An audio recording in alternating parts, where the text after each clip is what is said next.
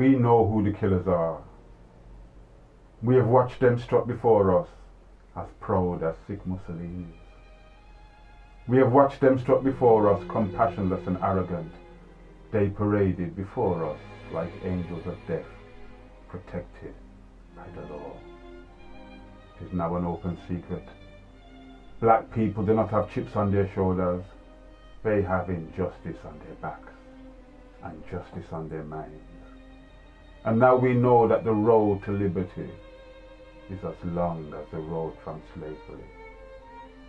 The death of Stephen Lawrence has taught us to love each other and to never take the tedious task of waiting for a bus for granted. Watching his parents, watching the cover-up begs the question, what are the trading standards here? Why are we paying for a police force that will not work for us? The death of Stephen Lawrence has taught us that we cannot let the illusion of freedom endow us with a false sense of security as we walk the streets. The whole world can now watch the academics and the super cops struggling to define institutionalized racism as we continue to die in custody, as we continue emptying our pockets on pavements, and we continue to ask ourselves, why is it so official that black people are so often killed without killers? We are not talking about war or revenge. We are not talking about hypothetics or possibilities. We are talking about where we are now.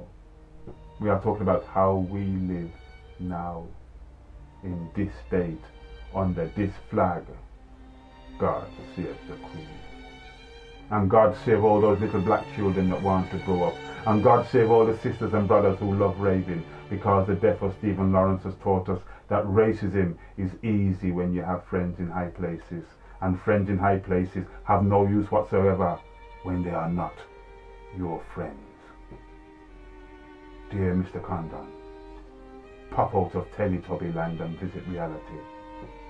Come to an honest place and get some advice from your neighbors. Neglect your well-paid ignorance, because we know who the killers are.